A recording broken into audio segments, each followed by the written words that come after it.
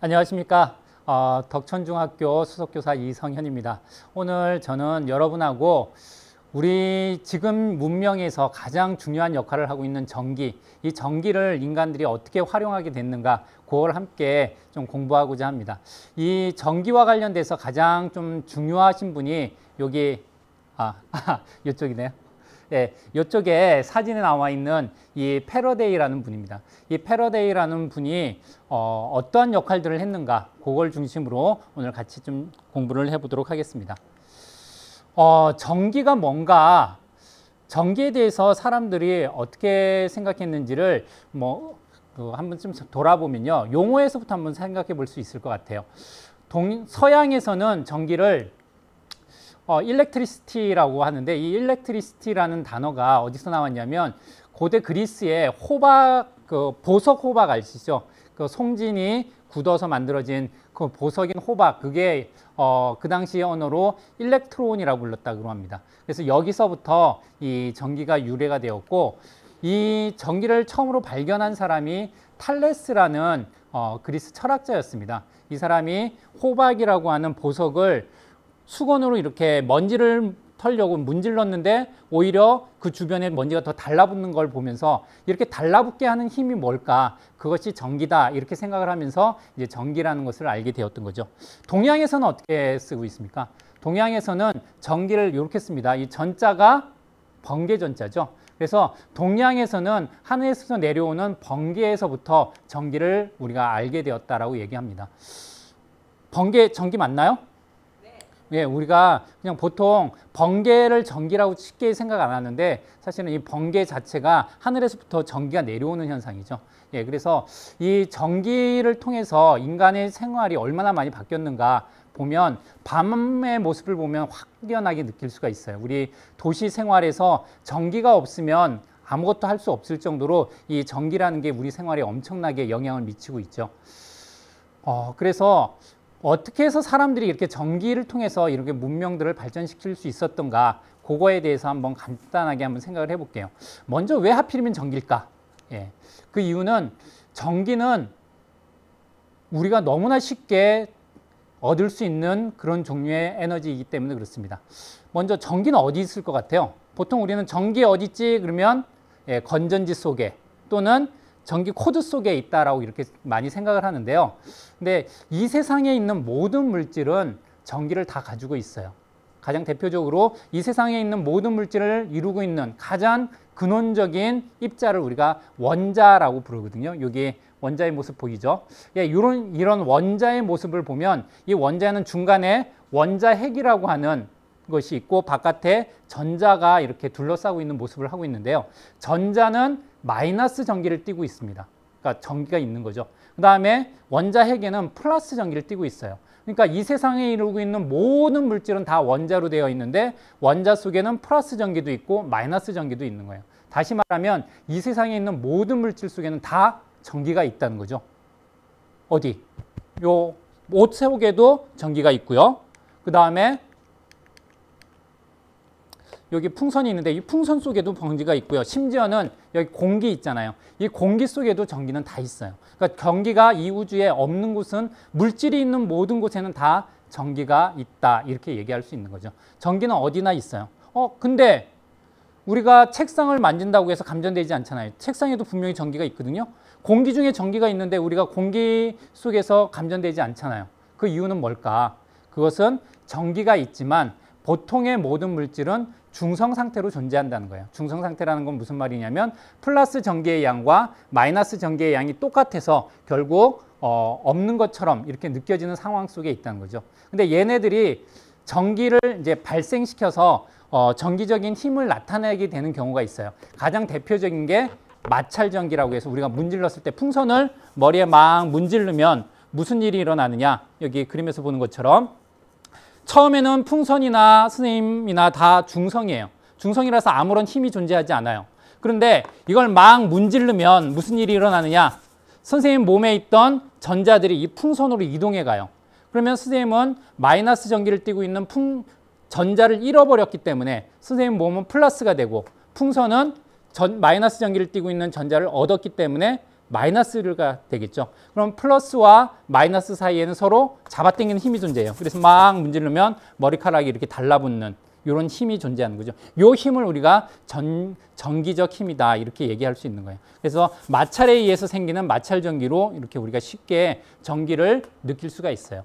그래서 요로 속에도 전기가 있다는 걸 쉽게 얘기할 수가 있는 거죠.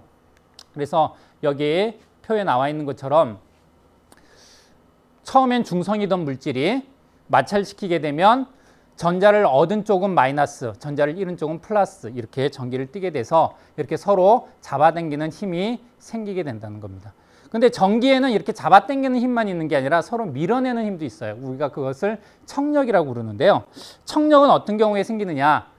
아까 인력 잡아당기는 힘은 플러스 마이너스에서 생겼죠. 척력은 같은 전기끼리 생긴다는 걸 여러분 잘 알고 있을 거예요. 간단하게 여러분 실험해 볼 수가 있어요. 풍선 하나 하고요. 그다음에 집에서 사물을 묶는 노끈이 하나 있을 거예요. 이 노끈 가지고 한번 같이 실험을 한번 해볼게요. 이 노끈을 짧게 잘라서 이 끝을 매듭을 매어 줍니다. 이렇게 한 바퀴 눌러서 이렇게 매듭을 매고요. 그리고 이 매듭 아래쪽을 요거를 싹 갈라서 얇게 갈라줄 건데 그냥 손으로 찢으면 오래 걸리니까 선생님 핀으로 할 거예요. 핀으로 매듭 바로 아래쪽에 딱 찔러서 이렇게 싹 잡아 당기면 이 끈이 얇게 이렇게 갈라지게 됩니다. 그렇게 해서 이렇게 얇게 얘를 찢어주고요. 이렇게 찢어준 다음에 요 위쪽에 매듭 위쪽 부분은 무게를 가볍게 하기 위해서 잘라서 없애주겠습니다. 이렇게 잘라주면 이렇게 얇게 된 걸 볼 수 있어요. 요거를 머리에 대고 이제 문지릅니다. 문지를 때 요거를 머리에 대고 같이 문질러주면 무슨 일이 일어나냐면 선생님 몸에서 전자가 여기로만 가는 게 아니라 여기도 같이 가요. 그럼 얘도 전자를 받고 얘도 전자를 받겠죠. 그럼 무슨 일이 일어나나 봅시다. 이렇게 막 문질러서 요거를 던지고 갖다 대면 뜨는 게 보이나요? 근데 여기서 풍선하고 요 노끈이 다 마이너스 전기이기 때문에 서로 밀어내서 이렇게 뜨는데 선생님 몸은 플러스잖아요. 그래서 선생님 몸을 딱 갖다 대면 몸에 딱 달라붙어요. 플러스 마이너스에는 서로 잡아당기니까. 그래서 이렇게 하면 밀려나죠. 이렇게 전기는 서로 잡아당기는 힘도 있고 밀어내는 힘도 있다라는 걸 우리가 간단하게 실험을 통해서 확인할 수가 있어요. 그러면 이 전기라는 힘은 얼마나 큰 힘일까요? 그냥 큰 힘이냐 작은 힘이냐 하면 기준이 없으니까 우리가 얘기하기 힘든데 그냥 쉽게 중력하고 한번 비교해 봅시다. 우리 중력이라는 건 잘 아니까 중력하고 전기력하고 비교해 보면 중력이 클까요? 전기력이 클까요? 우리는 중력이라는 힘을 항상 받고 있기 때문에 중력은 아주 익숙해요. 그리고 그 중력이라는 힘은 대단히 큰 힘이죠. 우리는 그렇게 많이 느끼고 있는데 근데 여기 한번 실험 한번 보도록 할게요. 이 실험 직접 보여줄게요. 여기 보세요. 여기 종이가 있어요. 선생님이 종이를 이렇게 휴지를 얇게 찢어놨어요. 요게 밑으로 축 처져 있는 이유는 뭐 때문에 처져 있을까요? 중력이라는 힘이 아래로 받으니까 얘가 밑으로 처져 있잖아요. 근데 요거를 선생님이 머리에 막 문질러서 정전기를 일으킨 다음에 싹 갖다 대면 끌어올려가요. 이걸 끌어올린다는 말은 중력을 이긴다는 거죠. 그죠? 잠깐 문질러서 만들어진 이 정전기, 아주 작은 마찰 전기만으로도 중력을 이겨버려요. 그 말은 이 전기력이라는 힘이 중력보다 더 세다는 거죠. 근데 얼마나 세냐? 과학자들이 계산을 해보니까 이 전기력은 중력보다 13억 배 세대요. 그냥 조금 센 게 아니라 어마어마하게 센 거예요. 그러니까 이 전기력은 엄청나게 큰 힘이기 때문에 우리가 이것을 이용하면 엄청난 에너지를 활용할 수 있게 된다는 거예요. 그래서 전기는 여기 그림에서 보면 밑으로 중력보다 전기력이 더 강하겠다는 것을 우리가 볼 수가 있죠. 이 전기력이라는 힘은 엄청나게 세고 또 전기는 어디나 있기 때문에 이 전기력을 인간이 사용하면서부터 이 문명이 엄청나게 크게 발달할 수 있었던 거예요. 가장 쉬운 예로 여러분들 텔레비전 많이 보죠? 만약에 내가 1시간 텔레비전을 본다. 그러면 이 1시간 동안 내가 전기 에너지를 썼잖아요. 그 전기 에너지를 만약에 전기가 아닌 인간의 힘으로 그 에너지를 만들었다. 그러면 얼마나 큰 에너지인가 한번 보면 선생님이 계산을 해봤어요. 1시간 내가 텔레비전을 볼 때 사용한 에너지의 양은 어느 정도냐 계산해 봤더니 서울에 가면 그 롯데 월드타워라고 있어요. 우리나라에서 제일 높은 건물이죠. 123층. 이 롯데 월드타워를 선생님 같이 몸무게가 선생님이 75kg인데 선생님을 어떤 학생이 업고 그 월드타워를 2번 올라갈 정도의 에너지예요. 그러니까 그 엄청난 에너지를 우리는 그냥 1시간 동안 그냥 앉아서 아주 쉽게 그 에너지를 쓰고 있는 거죠. 그러니까 이렇게 엄청나게 큰 에너지를 우리가 쓸 수 있었던 것은 바로 전기를 인간이 활용할 수 있었기 때문에 이렇게 풍족한 생활을 우리가 활용할 수 있었다는 거라고 할 수 있습니다. 그리고 이런 전기가 처음 발견된 건 언제였다 그랬어요? 아까 처음 시작할 때 서양에서는 그리스의 탈레스에 의해서 처음 발견됐고요. 그때가 기원전 얼마냐면 600년경, 그러니까 지금부터 2600년 전이겠죠. 그 다음에 인간이 전기를 활용해서 사용하기 시작한 것, 지금처럼 사용하기 시작한 거는 200년 전밖에 안 돼요. 그러면 그 이전에 2400년 동안 우리는 전기를 알고는 있었지만 활용을 못했다는 거죠. 그러면 도대체 200년 전에 무슨 일이 있었기에 우리는 이렇게 전기를 잘 활용할 수 있게 되었느냐? 바로 그것이 이 패러데이라고 하는 마이클 패러데이라고 하는 이 과학자의 업적이라고 얘기를 할 수 있어요. 그래서 이 과학자 마이클 패러데이가 무슨 일을 했느냐? 이 사람은 사실은 초등학교도 못 나왔어요. 과학자라고 하는데 못 배운 과학자 이렇게 많이 불리거든요. 그러니까 초등학교도 못 나오고 할 수 있는 것은 간단한 더하기 빼기 정도, 그리고 글을 읽는 정도, 요 정도밖에 못했던 사람이에요. 그래서 이 사람은 너무나 가난했기 때문에 초등학교 못 나오고 초등학교 나이에 인쇄소에 취직을 해서 인쇄소에서 책 만드는 일을 하다가, 그러면서 이제 인쇄소에서 책 만드는 일을 하면서 다양한 책을 접할 수 있었겠죠.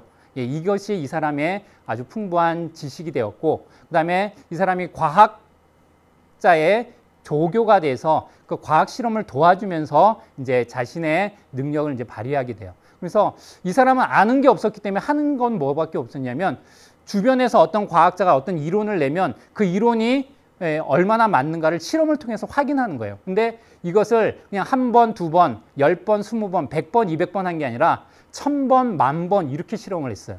그러면서 그 미세한 차이들을 발견을 해서 엄청나게 많은 실험 데이터를 모았던 그런 과학자였죠. 그래서 이 사람이 결국 뭐를 발견했느냐. 그 당시에 핫한 것이 뭐였냐면 전기력과 자기력의 관계가 아주 핫한 이슈였어요. 전기는 전기, 우리 알고 플러스 전기, 마이너스 전기 이런 거였고, 그 다음에 자기력이라는 건 자석, 그죠? N극과 S극에 서로 잡아당기는 힘, 이렇게 우리가 잘 알고 있어요. 근데 이것은 서로 전혀 관계가 없는 것처럼 보였는데 이 당시에 갑자기 우리가 어떤 걸 알게 됐냐면 전기에 의해서 자기력이 생긴다는 사실을 알게 됐어요.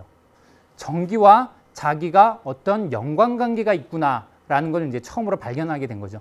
이 패러데이는 거기서 아주 흥미를 느끼고 이 둘 사이의 관계를 엄청나게 많이 실험을 하면서 이 관계를 밝혀내요.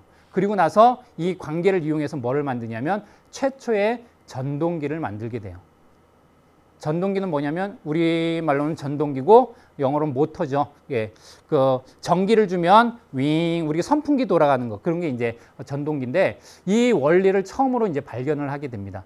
그래서 전기와 자기가 있으면, 그러니까 전기가 흐르고 자석이 있으면 그 힘을 이용해서 우리가 움직이는 물건을 만들 수 있다. 요거를 이제 처음으로 발견을 하게 되고요. 그 다음에 더 나아가서 가장 중요한 업적은, 그러면 전기와 자기를 이용해서 무엇인가 움직이게 만들었으면 반대로 움직이는 것을 자석과 이용해서 전기를 만들 수 있지 않을까, 이 생각을 하게 된 거죠. 그래서 최초로 자석과 그 다음에 코일을 이용해서 이 코일, 자석 속에 있는 코일을 움직임으로 인해서 전기를 만들어내는 발전기의 원리를 처음으로 발견하게 됩니다. 그래서 이 발전기의 원리를 처음으로 발견했기 때문에 그 원리를 이용해서 지금 우리가 다양한 발전소를 만들 수 있었던 거죠. 그 이전까지의 전기, 인간들이 전기를 쓰긴 썼어요. 근데 아주 비싼 전기였어요. 화학전기, 그거는 여러분들 지금도 마찬가지예요. 화학전기, 건전지는 아주 비싸잖아요. 1,000원짜리 작은 거 사도 얼마 못 쓰고 없어지죠. 그렇지만 우리는 전기 코드는 엄청나게 큰 전기를 아주 싸게 쓰고 있죠. 그 원리를 발견한 것이 바로 이 패러데이라는 과학자라는 거예요. 예, 한번 보여드리도록 할게요. 지금 요게 패러데이가 만든 그걸 이제 이용한 건데요. 여기에 보면 코일이 있어요. 에나멘선을 막 감아놨고요. 그 다음에 이 안에는 자석이 들어가 있습니다. 자석이 들어가 있고, 그리고 여기에는 이제 불이 들어오는 전구를, LED 전구를 이렇게 양쪽으로 해놨어요. 요거를 한번 싹 돌려볼게요. 보이나요? 예, 이 코일 사이에 자석이 지나가니까 이걸 흔들어 보면 예, 더 확실하게 보이죠? 오구. 예, 이렇게 코일 사이에 자석이 지나가면서 그 코일 사이에 자기장의 변화가 생긴다고 우리가 표현하는데, 자기장의 변화가 생기면 그 자기장의 변화를 막으려고 하는 방향으로 전류가 만들어지는 그런 원리를 이제 이 패러데이가 발견을 한 거죠. 그래서 이 패러데이의 발전기를 이용한 게 바로 요겁니다. 요 안에 보면 요 안에 보면 모터가 하나 들어가 있고요. 모터가 있고, 그 다음에 전구가 있습니다. 그리고 이 모터를 이렇게 손잡이로 연결을 했어요. 모터의 원리와 발전기의 원리는 똑같아요. 모터는 전기를 이용해서 운동을 시키는 거고, 운동 에너지를 만드는 거고, 이 발전기는 운동 에너지를 이용해서 전기를 만드는 거예요. 그래서 봅시다. 요거를 선생님이 돌려볼게요. 돌리면 요 앞에 전구가 어떻게 되나. 이렇게 돌리면 불이 들어오는 게 보이죠. 반대로 돌려도 이렇게 불이 들어오고요. 그래서 이렇게 모터를 돌리게 되면 운동 에너지가 요 모터 속에는 뭐가 있냐면 양쪽에 자석이 있고요. 그 안에 코일이 들어가 있어요. 아까 선생님이 보여줬던 요거하고 똑같은 원리가 요 안에 들어가 있어요. 그래서 요거를 돌리면 그 원리에 의해서 이렇게 불이 들어오는 거죠. 요거를 좀 더 재미있게 한번 확인하기 위해서 도우미 선생님하고 한번 실험을 한번 해볼게요. 이거 똑같은 거예요. 똑같이 생긴 건데 이거 두 개를 이렇게 마주 잡고요. 그 다음에 여기에 전선을 한번 연결을 해보겠습니다. 이렇게 해놓으면 이제 먼저 선생님이 한번 발전기를 해볼까요? 열심히 한번 돌려봐 주세요. 그러면 이쪽에서 무슨 일이 일어나죠? 이 경우에 여기가 발전기가 되는 거예요. 운동 에너지가 전기를 만들어서 이쪽으로 보내주면 그 전기 에너지를 이용해서 이 모터가 이 손잡이를 돌리는 운동 에너지를 만드는 거죠. 이번엔 제가 한번 돌려볼게요. 제가 여기가 이제 발전기가 되는 거예요. 발전기를 이렇게 돌리면 여기서 전기가 만들어져서 이쪽에 모터를 돌리는 거죠. 이렇게 고맙습니다. 이렇게 패러데이가 발견한 이 원리, 이걸 우리 그 전자기 유도 현상이라고 부르는데, 전자기 유도 현상에 의해서 우리는 발전기도 만들고요, 모터도 만들고, 그래서 시원한 선풍기, 자동차, 전기 자동차도 기본적으로 이 원리거든요. 그래서 그런 모든 것도 가능하고, 또 발전소, 여러분들 우리 전기를 만드는 곳을 발전소라고 하는데, 발전소의 종류 알고 있는 거 뭐가 있나요? 가장 우리가 쉽게 알고 있는 거, 부산에 있는 거 원자력 발전소, 그 다음에 화력 발전소, 수력 발전소, 태양열 발전소, 태양광 발전이죠. 태양광 발전. 근데 태양광 발전은 조금 다르고요. 나머지 원리는 다 요 원리예요. 어떤 원리냐? 수력 발전소는 물이 떨어지는 힘을 이용하잖아요. 물이 떨어지는데 어떻게 전기가 생기느냐? 물이 떨어지면 그 떨어지는 물에다가 물레방아와 같은 수차가 있어요. 수차가 돌아요. 수차가 돌면 그 수차에 이 발전기가 달려 있는 거예요. 그러니까 수차가 돌아가는 그 힘에 의해서, 잠깐 보여드릴게요. 수차가 요걸 돌린다라고 생각하면 되죠. 수차가 돌아가는 힘에 의해서 발전이 일어나는 게 수력 발전이에요. 화력 발전은 우리가 석탄을 때워요. 그래 불을 지피면 불이 어떻게 전기를 만드느냐? 불이 만드는 게 아니고요. 불로 물을 끓여요. 물을 끓이면 수증기가 지나가면서 또 터빈을 돌려요. 터빈이 이렇게 생겼거든요. 이 터빈을 이렇게 돌리면 불이 들어오는 거예요. 전기가 만들어지는 거죠. 원자력 발전소도 똑같죠. 원자력 발전소도 원자핵 에너지를 이용해서 엄청난 열을 만들어요. 그럼 열이 물을 끓여서 그 수증기가 또 터빈을 돌려서 이렇게 에너지를 만드는 거죠. 풍력 발전소도 똑같아요. 이거는 선생님이 풍력 발전소의 원리를 이용한 조그만 풍력 발전기를 가져왔는데 이것도 똑같아요. 이 안에 보면 코일이 있고 자석이 있어요. 그래서 바람이 불어와서 이 프로펠러를 돌리면 그 힘에 의해서 전기가 만들어지는 거죠. 한번 해볼게요. 예, 이게 프로펠러가 도니까 그 프로펠러가 도는 힘에 의해서 전기가 만들어지는 거죠.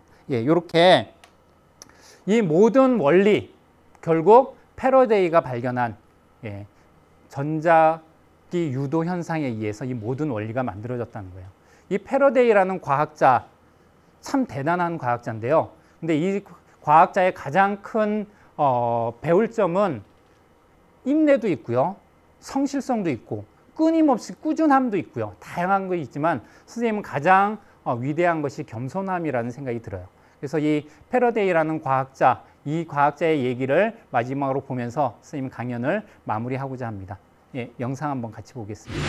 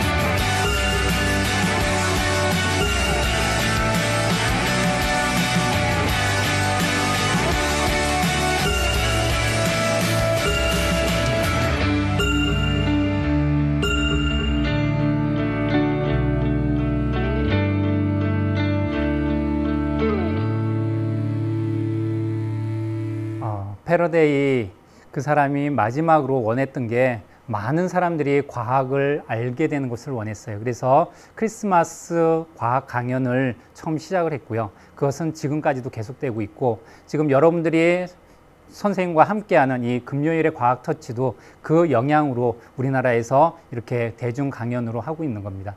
이 사람의 그 열망이 여러분에게도 전달되어서 여러분들도 훌륭한 과학자로 큰 꿈을 이루는 그런 사람이 되면 좋겠습니다. 감사합니다.